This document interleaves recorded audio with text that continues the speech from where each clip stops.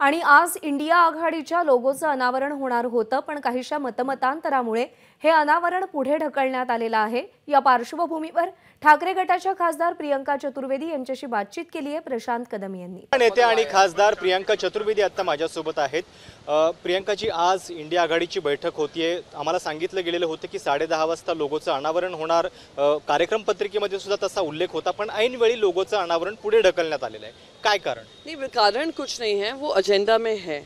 Agenda हमने सबके साथ साझा किया था, तो उसमें कोई दो राय नहीं है। पर चर्चा ये है कि क्या हमारे लिए एजेंडा ये महत्वपूर्ण है कि समय जो हम डिस्कशन करेंगे कि हम कमिटीज़ की बात करें, सीट शेयरिंग की बात करें, रूपरेखा दें कि किस तरीके से कोऑर्डिनेशन होगा, आपस में तालमेल कैसे बनेगा, किस तरीके से कम्युनिकेशन होगा, जनता के मुद्दे कैसे रखने हैं, तो वो ज़्यादा महत्वपूर्ण है। उस पर चर्चा विस्तार से होना ज़रूरी है। साथ ही साथ लोगों सबके पास अपने चुनावी सिंबल है, तो लोगों ज़्यादा प्राथमिकता रखेगा या ये चीज़ें प्राथमिकता रखेंगी जो जनता से जुड़ी हुई हैं और जनता हमसे उम्मीद कर रही है कि एक रूपरेखा बनकर तैयार होगी। पण बऱ्याच दिवसांपासून या गोष्टीची चर्चा होती, मग अचानक रद्द झाल्यामुळे कोई अचानक नहीं है। आप समझिए कि जब इतने घंटों की मीटिंग होती है, कल जैसे मीटिंग शुरुआत थोड़ी लेट हुई थी, कुछ नेतागण लेट आए थे, और जब लोगों जैसी चीज़ होती है सबकी अपनी अपनी राय होती हैं, तो ज़्यादा समय उस पर चर्चा करें या समय उस पर डालें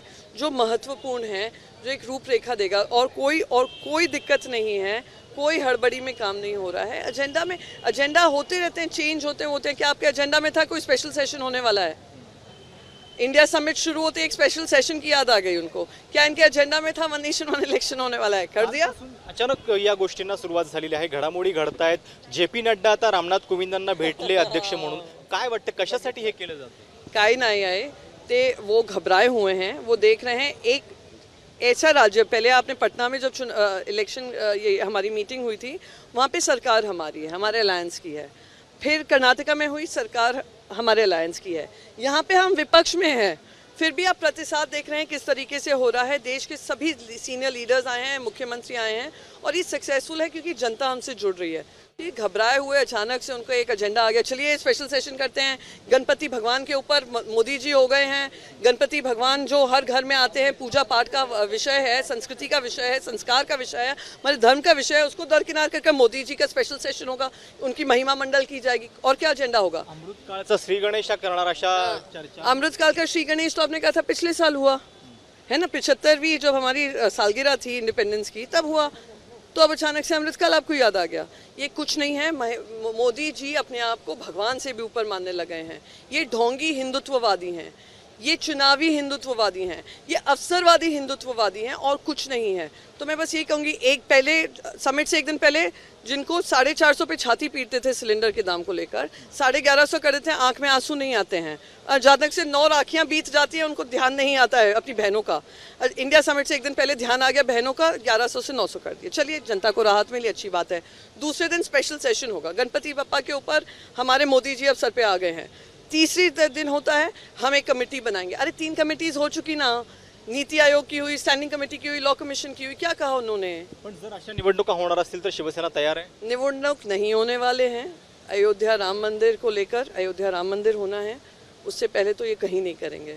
इनके पास कॉन्फिडेंस नहीं है जनता। अब आप महाराष्ट्र की भूमि में खड़े हैं, बाई इलेक्शन यहाँ पे भी होने हैं। बाई इलेक्शन की डेट अनाउंस की इलेक्शन कमीशन ने, नहीं की। घबराए हुए लोग हैं। यूनिवर्सिटी इलेक्शंस नहीं कर रहे हैं, इतने घबराए हुए लोग हैं, तो ये जनरल इलेक्शंस करेंगे, नहीं होने वाला। शेवटचा प्रश्न, जी कमिटी स्थापन करण्यात आलेली त्याचे अध्यक्ष माजी राष्ट्रपती आहेत। फार कमी वेळा राष्ट्रपती अशा सरकारी कमिट्यांचे अध्यक्ष झालेले आहेत। हा एक नवीन पायंडा पडतोय? ये लोग कुछ भी कर सकते हैं।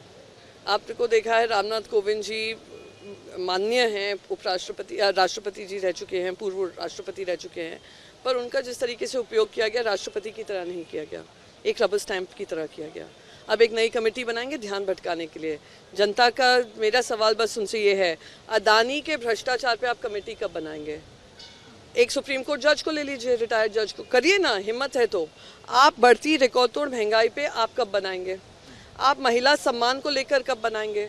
आप किसानों के अधिकारों पे कब बनाएंगे, बढ़ती बेरोजगारी पे कब बनाएंगे, चाइना जो अग्रसर हो रहा है उस पर कब बनाएंगे, उन पे बात करिए ना, जन की बात करिए, क्या अपनी मन की बात।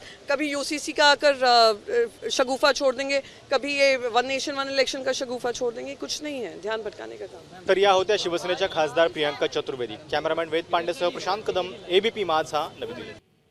तर जनतेचा आम्हाला पाठिंबा मिळत असल्याची प्रतिक्रिया प्रियंका चतुर्वेदी यांनी दिली आहे। एबीपी माझा, उघडा डोळे बघा नीट।